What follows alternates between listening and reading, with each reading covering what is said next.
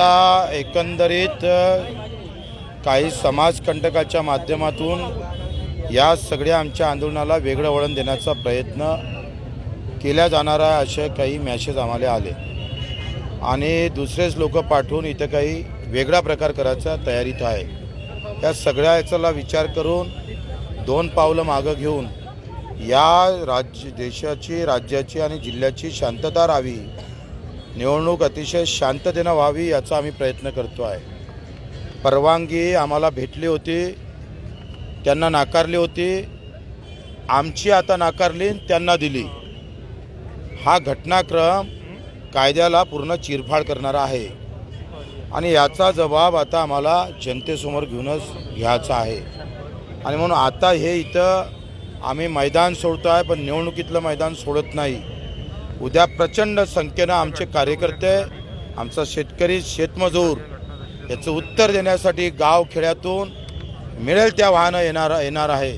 सगळ्या कार्यकर्त्यांनी सांगितलं का बच्चू भाऊ पहिले रॅली सक्सेस करा आणि रॅली सक्सेस झाली का मग आपण उत्तर देऊ आणि उद्या आमची रॅली झाल्यानंतर मग आम्ही समोर जाऊ व्यवस्थित, तेव्हा आम्ही निर्णय घेऊन या आंदोलनाचा शेवट कसा करायचा तो आम्ही 1 ते 2 वाजता आम्ही नेहरू मैदानावर जाहीर करू। रॅली जिल्हा स्टेडियमवर निघणार, जिल्हा स्टेडियमवरून चित्रा टॉकीज, जवाहर गेट, जवाहर गेटवरून राजकमल, नेहरू मैदानाला समाप्त होणार आहे। अशी एकंदरीत बाबासाहेब आंबेडकरच्या पुतळ्यापासून समोर जाऊन अशी तिथं येणार आहे आणि प्रचंड संख्येने हजर राहण्याचं आपल्या माध्यमातून आवाहन करतो आहे। उद्या सगळ्या कार्यकर्त्याला विचारून सगळ्या जनतेनं जे म्हणेल, कारण 25 नंतर 26 तारीख आहे मतदानाची, यांचं जे प्लॅनिंग आहे हे अतिशय वेगळं आहे।